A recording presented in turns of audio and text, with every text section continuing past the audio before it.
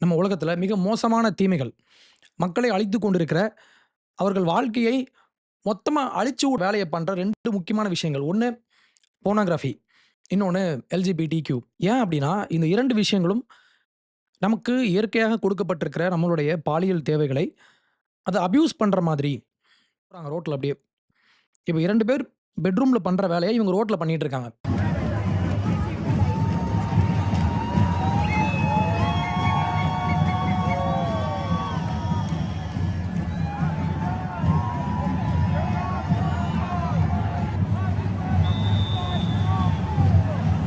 அதையும் தாண்டி ஸ்கூல் குழந்தைங்களுக்கு அவங்களுடைய எஜுகேஷன் சிஸ்டம் அது உள்ள கொண்டு வந்து பாருங்க, இதெல்லாம் நார்மல் அப்டின்னு சொல்லி படம் போட்டு காமிச்சிட்டு இருக்காங்க.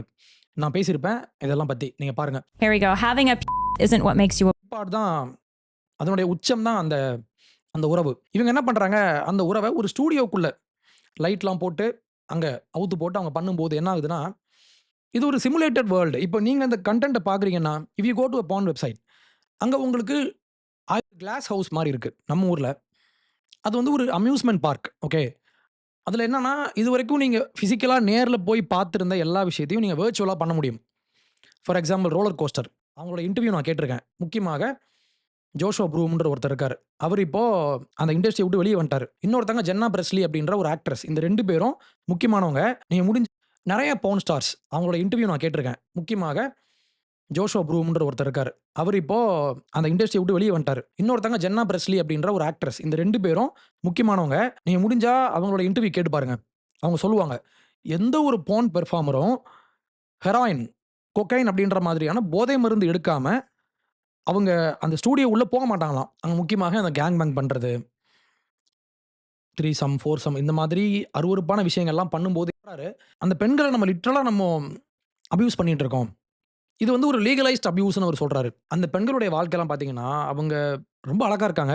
அவங்க பிசிக்கல் பாடி ரொம்ப அழகா இருக்கு, அட்ராக்டிவா இருக்கு. ஆனா, அவங்களுடைய பெர்சனல் லைஃப் அங்க உள்ள போய் பார்த்தீங்கன்னா, ஒரு சமாதானமா அவங்க வாழ மாட்டாங்க. ஏன்னா, அவங்கள எல்லாரும் பார்க்குறது எப்படி பார்க்குறாங்கன்னா, ஒரு ஒரு ஆப்ஜெக்ட்டா பார்க்குறாங்க. "நிக்கிறியா? நான் உன்ன எப்படி பண்ணலாம்? எத்தன பேர் உன்ன பண்ணலாம்?" அப்படின்றது தான் அந்த பெண்ண வந்து ஒரு ஒரு பொருள் மாரி பார்க்குறது. ஜாலியா வாழுங்க. உங்க பெட்ரூம்ல வாழுங்க. அதான் இங்க பிரச்சனை. இவங்க என்ன பண்றாங்கன்னா, க்ரூம் பண்றாங்க. இது வந்து நார்மல் தான். இந்த நார்மலைஸ் அப்படின்ற காரணம் என்ன அப்படின்னா, பாரிசாலன். அவர் ஒரு விஷயம் ஒண்ணு கண்டுபிடிச்சிருக்காரு. என்ன காரணம்னா, ஆஸ் யூசுவல் அவருடைய மைண்ட்ல என்ன தோணும்? யூதன், ஜூ அவன் தான் பண்ணுவான். பாரிசாலனுடைய உலகத்துல வில்லன் யாருன்னா, ஜூ. யூசுவலா அவர் பேசுறது தான். அதத்தான் இப்பயும் பேசி வச்சிருக்காரு. இந்த உலகத்துல எந்த மூலையில, எந்த பிரச்சனைய யார் செஞ்சாலும், அதற்கு யார் காரணமா இருந்தாலும், அதற்கு மூளையா யார் இருப்பார்ன்னா, ஒரு ஜூ தான் இருப்பாரு. ரைட். இப்போ போர்னோகிராஃபி. போர்னோகிராஃபி இண்டஸ்ட்ரி அப்படின்றது போர்ன் அப்படின்றது 1950ஸ்க்கு அப்புறமே பயங்கர குரோத் ஆனாலும், 1970ஸ் வந்து ரொம்ப முக்கியமான ஒரு காலகட்டம். 1970ஸ்ல தான் அந்த இண்டஸ்ட்ரி அப்படியே பூம் ஆச்சு. ஃபர்ஸ்ட்டு மேகசின்ஸ் அப்படி போட்டு, அதுக்கப்புறம் இப்ப நம்ம இங்க வந்து நிக்கிறோம். இந்த 1970ஸ் போர்ன் இண்டஸ்ட்ரி பத்தி பால் தாமஸ் ஆண்டர்சன் ஒரு படம் ஒண்ணு எடுத்திருப்பார். எனக்கு பால் தாமஸ் ஆண்டர்சன் எனக்கு ரொம்ப, ரொம்ப, ரொம்ப, ரொம்ப புடிச்ச ஒரு இயக்குனர். அவருடைய பூகி நைட்ஸ்ன்னு ஒரு படம் ஒண்ணு உண்டு. முடிஞ்சா பாருங்க. அதுல அந்த செட்டுக்கு உள்ள போயி அவங்க எப்படிலாம் பண்றாங்க, அந்த இண்டஸ்ட்ரி எப்படி பூம் ஆச்சு அப்படின்றத அது ரொம்ப அழகா பண்ணியிருப்பாங்க அந்த படத்துல. நீங்க பாருங்க. இப்போ 1970ஸ்ல யுஎஸ்ல ரூபன் ஸ்டர்மன் அப்படின்ற ஒருத்தர் வாழ்ந்துட்டு இருக்காரு. இவர் ஒரு ஜூ. இவர் என்ன பண்றாரு, ஃபர்ஸ்ட்டு காமிக்ஸ் வித்துட்டு இருக்காரு. காமிக்ஸ் மேகசின் வித்துட்டு இருக்காரு. பட் அதுல அந்த அளவுக்கு ப்ராஃபிட் கிடைக்கல. இப்ப இவர் என்ன பண்றாரு, அந்த டைம்ல அப்பதான் இந்த போர்ன் மேகசின்ஸ்லாம் பெருசா வளர்ந்து வருது. இவரு இப்ப என்ன பண்றாரு, போர்னோகிராஃபி உள்ள போறாரு. அவருக்கு பயங்கர லாபம். 20 டைம்ஸ் அதிகமான பணம் கிடைச்சது. அப்போ இவர் என்ன பண்றாரு, ஒரு ஒரு ஸ்டோர் மாரி வச்சு, அத ஒரு அஃபிஷியலா விக்க ஆரம்பிச்சு, அந்த இண்டஸ்ட்ரிய பூம் பண்ணி வச்சது இவர் தான். இந்த ஆள் அது மட்டும் பண்ணல. இவரு வரி ஏய்ப்பு, மாமூல் வாங்குறது, கட்ட பஞ்சாயத்து இந்த மாரி நெறைய பிரச்சனைல மாட்டுனவரு. ஜெயிலுக்குலாம் போயிருக்காரு. ஸோ ஒரு பக்கா கிரிமினல். ஆனா ஒரு யூதர். ஞாபகம் வச்சுக்கோங்க. அடுத்து இன்னொருத்தர் இருந்தாரு. ஸ்டீவன் ஹர்ஷ் அப்படின்ற ஒருத்தர். இவரும் ஒரு யூதர். இவரும் அந்த போர்ன் இண்டஸ்ட்ரி அந்த குரோ ஆன பீரியட்ல அந்த ஆப்பர்ச்சுனிட்டிய பயன்படுத்தி, அத வந்து மெயின் ஸ்ட்ரீமா கொண்டு வந்தவர்ல இவரும் ஒரு ஆள். இதையும் தாண்டி நீங்க போர்ன் ஆக்டர்லாம் பார்த்தீங்கன்னா, ஆக்ட்ரஸ் கிடையாது. பெர்ஃபார்மர். பெர்ஃபார்மர். அதுல பார்த்தீங்கன்னா, ரான் ஜெர்மி. இன்னைக்கு எப்படி 2K கிட்ஸ்க்கு ஜானி சின்ஸ் எவ்வளவு தெரியுமோ, அந்த அளவுக்கு ரான் ஜெரமி 1970ஸ், 80ஸ் முக்கியமாக 90ஸ் கிட்ஸுக்கு தெரியும். அவர் ஒரு ரொம்ப ஃபேமஸான ஒரு பார்ன் ஸ்டார். அடுத்து நீனா ஹாட்லி அப்படின்ற ஒரு ஒரு ஆக்ட்ரஸ். அவங்களும் ஒரு ஜூ. அப்போ இந்த 4 பேர் அந்த பார்ன் இண்டஸ்ட்ரி பூம் ஆகி வந்த பீரியட்ல அந்த வாய்ப்ப பயன்படுத்தி உள்ள இருந்தவங்க இந்த 4 பேர். இந்த 4 பேர்னா, இந்த 4 பேர் மட்டும் கிடையாது. இத பயன்படுத்தி உள்ள இருந்தவங்க நெறைய பேர். அதுல இந்த முக்கியமான அந்த 4 பேர் இவங்க யாருன்னா, ஜூஸ். நான் திருப்பி சொல்றேன். பார்ன் இண்டஸ்ட்ரி அப்படின்றது ரொம்ப பெருசு. அது ஒரு பெரிய ஒரு ஷேடோ மாஃபியா. ரைட்? ஆனா, அதுல இந்த 4 பேர் வந்து ஜூஸ்.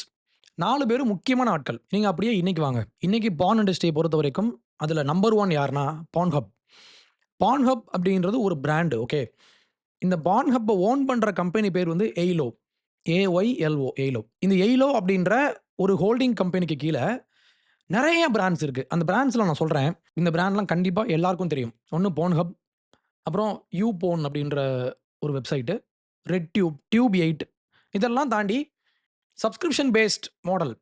நீங்க காசு குடுத்து மெம்பர்ஷிப்பா மாறி உள்ள போலாம். அப்படி நெறைய பிராண்ட்ஸ் உண்டு. பிராண்டுன்றதையும் தாண்டி அவங்கலாம் ஸ்டூடியோஸ். இப்போ எய்லோ எப்படி வொர்க் ஆகுறாங்கன்னா, அவங்க ஒரு கம்பெனி. அவங்களுக்கு கீழ வெப்சைட்ஸ் இருக்கும். அதையும் தாண்டி ஸ்டூடியோஸ் இருக்கும். உலகம் முழுக்க அங்க ஒரு ஸ்டூடியோ வச்சு, அத ஒரு பிராண்டா வச்சு அங்க பண்ணிட்டு இருக்காங்க. அதுல முக்கியமான ஒரு பிராண்ட் வந்து பிரேசர்ஸ், ரியாலிட்டி கிங்ஸ், ட்விஸ்டீஸ், டிஜிட்டல் பிளேகிரவுண்ட். பேர் நல்லா இருக்குல்ல? இதெல்லாம் யாருன்னா, இந்த இந்த எய்லோ அப்படின்ற ஒரு கம்பெனி கீழ வர்ற பிராண்ட்ஸ் இவங்கெல்லாம். இன்னைக்கு உலகத்துல நம்பர் 1 பார்ன் இண்டஸ்ட்ரி யாருன்னா, இவங்க தான். எய்லோ. இன்னைக்கு Pornhub வந்து வேர்ல்டுல 7த் பிசியஸ்ட் வெப்சைட். Netflix, Amazon இவங்கெல்லாம் போங்கடா ஓரமான்னு சொல்லிட்டு இப்போ Pornhub தான் 7த் பிசியஸ்ட் வெப்சைட். 9த் பிளேஸ் யாருன்னா, எக்ஸ் வீடியோஸ். ஆனா அவங்க வேற கம்பெனி. வேற ஓனர்ஷிப். இப்போ இவங்க 2 பேருக்கு தான் போட்டி. யாரு ஃபர்ஸ்ட்டுன்னு சொல்லி. அந்த அளவுக்கு இன்னைக்கு உலகத்த மாத்தி வுட்டுருக்காங்க. இதுல Pornhub மிக மோசமான ஒரு ஒரு மாஃபியான்னு தான் நான் அவங்கள சொல்லுவேன். இப்ப இந்த மாஃபியாவ யாரு ஓன் பண்றா? எத்திக்கல் கேப்பிட்டல் பார்ட்னர்ஸ், இசிபி அப்படின்ற ஒரு கனடியன் கம்பெனி. இவங்க யாருன்னா பிரைவேட் எக்விட்டி வச்சிருக்காங்க. அப்பன்னா என்னன்னா, இவங்க இவங்க வந்து ஃபண்ட வந்து கலெக்ட் பண்ணுவாங்க. பிரைவேட்டா கலெக்ட் பண்ணி, அத பெரிய பெரிய பிசினஸ்ல வந்து இவங்க இன்வெஸ்ட் பண்ணுவாங்க. அப்போ நெறைய பணம் படைச்ச, நெறையா பணக்காரங்கள வந்து மேனேஜ் பண்ற, அவங்களுடைய ஃபண்ட்ஸ மேனேஜ் பண்ற ஒரு ஃபார்ம் தான் இவங்க. இவங்க தான் எய்லோவ இப்போ ஓன் பண்றாங்க. ரைட்? இப்போ இந்த எத்திக்கல் கேப்பிட்டல் பார்ட்னர்ஸ் அப்படின்ற இந்த கம்பெனில one of the major partners யாருன்னா, சாலமன் ஃப்ரைட்மேன் அப்படின்ற ஒரு யூதர். இவங்க ஒரு 4, 5 பேர் சேர்ந்து ஒரு பார்ட்னர்ஷிப்பா உருவாக்குன ஒரு ஒரு ஃபார்ம். அந்த ஃபார்ம்ல இவங்க இந்த கம்பெனிய மேனேஜ் பண்றாங்க, எய்லோவ. அப்ப இன்னைக்கு Pornhubனுடைய ஃபேஸ் யாருன்னா, இவர் தான். இப்ப பாரி கூட பேசுறப்போ வருண் சொல்லுவாரு, ஒரு ஒரு ஜூயிஷ் ராபை வந்து ஒரு கம்பெனிய ஓன் பண்றாருன்னு சொல்லுவாரா? அவர் இதான். அப்ப இவர் யாரு? ஒரு ராபை. ராபைனா யாரு? நம்ம ஊர்ல இருக்கிற பூசாரி மாதிரியும், பாஸ்டர்ஸ் மாதிரியும், மௌலானா மாதிரியும், ஜூடாயிசம்ல அந்த மதத்த ஃபாலோ பண்றதுக்கு, அவங்களுடைய ஆலயத்துல அந்த ரிச்சுவல்ஸ்லாம் பெர்ஃபார்ம் பண்றதுக்காக அங்கீகரிக்கப்பட்ட, அதுக்காக படிச்சு, அதுக்காக ஆர்டைன் பண்ணப்பட்டவர் தான் இந்த ராபை. He is from Canada. அங்க தான் பிறந்து வளர்ந்தாரு. இவரு அங்கருந்து ஜெருசலேம் போயி, அங்க இதுக்காக படிச்சு, அங்கேயே ஆர்டினேஷன் வாங்கியிருக்காரு. இப்போ இவர் தான் இந்த Pornhubனுடைய முகமாக இருக்காரு. அந்த கம்பெனிய வந்து ரன் பண்ற முக்கியமான வேலைய இவரு பண்ணிட்டு இருக்காரு. இவருக்கு ஒரு பேக்கிரவுண்ட் இருக்கு. என்னன்னா, இவரு ஒரு லாயர். ஒரு டிஃபென்ஸ் லாயர். கிரிமினல் கேஸ் எல்லாம் மேனேஜ் பண்ற ஒரு டிஃபென்ஸ் லாயர்.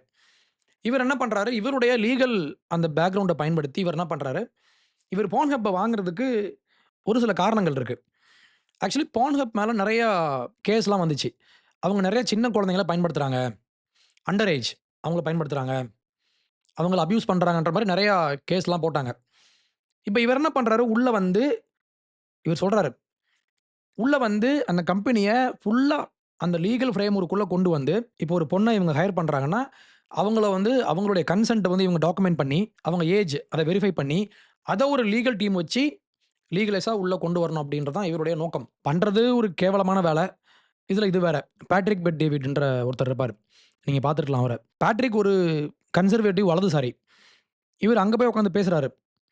என்ன சொல்றாரு, "Pornhub is a jewel of an asset." எங்களோட கம்பெனிக்கு Pornhub அப்படின்ற அந்த ஒரு பிராண்ட் அப்படின்றது ஒரு ஜுவல், ஒரு கோல்டன் ஆப்பர்ச்சுனிட்டி. ஒரு ஸ்டிக்மா மாதிரி நம்ம சொசைட்டில பார்க்கப்படுது. நான் இத லீகலைஸ் பண்ணணும்னு நெனைக்கிறேன். நம்ம இத மெயின்ஸ்ட்ரீமா கொண்டு வரணும் அப்படின்னு இவரு பேசுறாரு. அதுல. Out of all the businesses you guys could buy, why did you guys target buying Pornhub? An extraordinary opportunity to do that with this, this jewel of an asset, Pornhub, but obviously with the entire company. அப்ப அந்த அளவுக்கு pornography அப்படின்ற ஒரு தீமைய வந்து சமூகத்துல ஆழமாக கொண்டு வரணும். இன்னும் கொண்டு வரணும். ஏற்கனவே ஃபுல்லா கெட்டு போயிருச்சு. இப்ப இன்னும் கொண்டு வரணும் அப்படின்றது தான் இவங்களுடைய ஒரு அஜெண்டா. அப்ப நமக்கு ஒரு கேள்வி ஒண்ணு வரும். ஒரு ராபைன்னு சொல்றாரு. கடவுள் சார்ந்து இயங்குற ஒரு அமைப்புல போய் சேர்ந்து, அங்க படிச்சு, நான் கடவுளுக்கு சேவை செய்ய உள்ள வரேன் அப்படின்னு சொல்லி வந்தவங்க, இன்னைக்கு பிட்டு படம் எடுத்துட்டு இருக்காங்க. இவர் ஒரு விஷயம் சொல்றாரு. எனக்கு அப்படி ஒண்ணும் கடவுள் மேல அப்படி ஒரு பக்தியோ, இல்ல இந்த மாதிரி மக்களுக்காக நம்ம போய் பண்ணணும். எது உண்மை, எது நேர்மை, எது ஒழுக்கம், இந்த மாதிரி மக்களுக்கு போதிக்கிற வேலை வந்து என் வேலை இல்ல.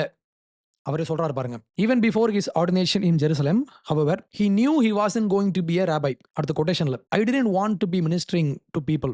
அப்ப கடவுளுக்காக நான் வந்திருக்கேன் அப்படின்னு சொல்லி கடவுளுடைய பெயரை பயன்படுத்திட்டு இவர் உள்ள வரல. இவர் ஒரு செக்யுலர் காய்.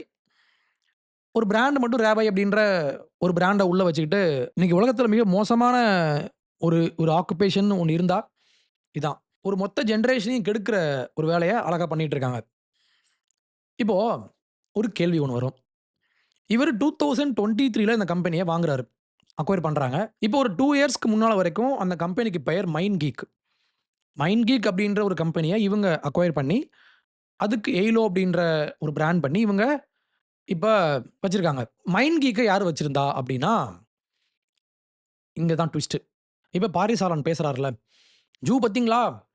அவன் மொத்த உலகத்தையும் கெடுத்துட்டு இருக்காங்க. பேசுறாருல்ல. இப்ப இந்த MindGeek கம்பெனிய யாரு ஆரம்பிச்சாங்க அப்படின்னா, 2003ல ஒரு 3 காலேஜ் பசங்க.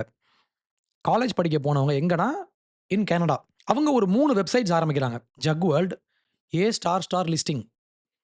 உங்களுக்கு புரியும். இன்னொன்னு XXX ரேட்டட் சிக்ஸ். இப்படி ஒரு வெப்சைட். அந்த ஆண்ட கவனிங்க. 2003. 2003ல தான் Facebookஅ இவரு மார்க் ஓப்பன் பண்றாரு. Facebook எப்படி உருவாச்சுன்னா, அது உங்களுக்கு தெரியும். ஃபர்ஸ்ட்டு அந்த காலேஜ்ல படிக்கிற பசங்களுடைய ஃபோட்டோ வந்து எடுத்து வச்சு, அதுக்கு இவங்க ரேங்க் போடுறது. Who is the hottest girl அப்படின்னு சொல்லி ஆரம்பிச்சாங்களா? அதே சேம் ஃபார்முலா. பட் இது கொஞ்சம் ஓப்பனா போனோகிராஃபிக்கா. அதுல பெண்களுடைய ஃபோட்டோவ போட்டு, அதுக்கப்புறம் சின்ன சின்ன வீடியோஸ் அதெல்லாம் டவுன்லோட் பண்ற மாதிரி போட்டு, இந்த மாரி வெப்சைட் ஆரம்பிச்சாங்க. 3 பேர். இந்த 3 பேர் யாரு? பின்னால சொல்றேன். அப்ப 2003. இப்போ இந்த கம்பெனிய இவங்க ஆரம்பிக்கிறாங்க. இத ஒரு கம்பெனியா மாத்துறாங்க. கம்பெனிக்கு பேர் வந்து மேன்செஃப். MANSEF. மேன்செஃப் பெயர் காரணம் கூறுக. பின்னால சொல்றேன். இப்படி போயிட்டு இருந்தப்போ 2005ல பிரேசர்ஸ்.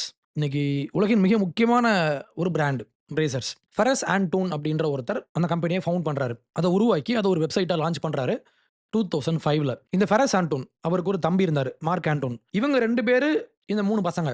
மொத்தமா 5 பேர் சேர்ந்து 2007ல போர்ன்ஹப்ப லான்ச் பண்றாங்க. அந்த 3 பசங்களோட பேர் நான் சொல்லவா? Matt Keezer, Stephen Manos, Ouissam Youssef. என்ன பேரு? யூசுப். யூசுப் யாருங்க? இதோட பெரிய விஷயம் ஒண்ணு உண்டு. இந்த 5 பேரும் அராப்ஸ். இப்போ ஃபெரஸ் ஆண்டூன், அவருடைய தம்பி, இவங்க 2 பேரும் they are from Syria. Okay. சிரியால இருந்து மைக்ரேட் ஆகி கனடா போனவங்க. இந்த 3 பசங்க இருக்காங்கல்ல, இந்த 3 பேரும் லெபனான். ஓகே. 5 பேரும் முஸ்லிம்ஸ், 5 பேரும் அராப்ஸ். அப்ப போர்ன்ஹப் ஆரம்பிச்சது யாரு? 5 அரேபிய இஸ்லாமியர்கள், அராப் முஸ்லிம்ஸ். ரைட். இப்போ இவங்க என்ன வேலை பண்ணாங்கன்னு நான் சொல்றேன். First Feras Antoon. அதுக்கு இவர் தான் சிஇஓ. அதான் இப்போ லீகலா ஒரு கார்ப்பரேட் கம்பெனியா மாத்துனது யாருன்னா ஃபெரஸ் ஆண்டூன். அடுத்து மேட் கீசர். மேட் கீசர் தான் என்ன பண்ணாரு, அந்த நேம் வந்து இன்னொருத்தர்கிட்ட இருந்துச்சு. அந்த போர்ன்ஹப் அப்படின்ற அந்த பெயர், டொமைன் நேம். இவர் என்ன பண்றாரு, 2007-6 அந்த பீரியட்ல $3000 கொடுத்து அந்த நேமை பர்ச்சேஸ் பண்றாரு. எங்க பர்ச்சேஸ் பண்றாருன்னா, பிளேபாய் மேன்ஷன்ல ஒரு செக்ஸ் பார்ட்டி. அந்த செக்ஸ் பார்ட்டில அவர் மீட் பண்ண ஒரு பர்சன், அவங்க கிட்ட இருந்து இதை வாங்குறாரு. பிளேபாய் யாரு? உங்களுக்கு தெரியும், ஹியூ ஹெஃப்னர். அவர் பண்ண வேலை இது. அப்போ அவங்களுக்கும் இவங்களுக்கும் கனெக்ஷன் இருக்கு. ரைட். இப்போ நெக்ஸ்ட் ஸ்டீபன் மனோஸ். இவர் தான் போர்ன்ஹப்பினுடைய கோஃபவுண்டர் அண்ட் ஃபெரஸ் ஆண்டனுடைய மச்சான், பிரதர் இன் லா. ரைட்டா? இது ஒரு ஃபேமிலி பிஸ்னஸ். அடுத்து ஒய்சம் யூசுப். இவர் தான் என்ன பண்ணாரு, இவர் வந்து டெக்னாலஜியில் ரொம்ப ஆழமான அறிவு கொண்டவர். அந்த டெக் இன்ஃப்ராஸ்ட்ரக்சரை உருவாக்கி இதுக்கு நல்ல ஒரு வடிவம் கொடுத்து உலக அளவில் இதை கொண்டு போய் சேர்த்தது யாருன்னா ஒய்சம் யூசுப். இப்போ நான் சொன்னேன்ல அந்த நேம் மென்செஃப். இந்த மென்செஃப்ன்ற பேர் எப்படின்னா, ஸ்டீபன் மனோஸ் அவருடைய அந்த மேன் இவருடைய செஃப், லாஸ்ட்ல செஃப் யூசுப், மேன் செஃப். அடுத்து Mark Antoon. Mark Antoon Feras ஆண்டனுடைய தம்பி. அண்ட் இவர் தான் விபி. அந்த கம்பெனிக்கு இவர் தான் வைஸ் பிரசிடென்ட் வேர்ல்டு வைடா. இன்னைக்கு வேர்ல்டுல பிஸியஸ்ட் சைட்டா இருக்கிற ஒரு மாசத்துக்கு 5.4 பில்லியன் வியூஸ் வருது அவங்களுக்கு. 5 வர்ற ஒவ்வொருத்தரும் தே ஸ்பெண்ட் அட்லீஸ்ட் 10 மினிட்ஸ். அப்ப அந்த அளவுக்கு முஸ்லிம்ஸ். இப்போ நம்ம வந்து பாருங்க முஸ்லிம்ஸ் பாருங்கங்க. அராப்ஸ் பாருங்க. உலகத்தையே கெடுத்துட்டான்.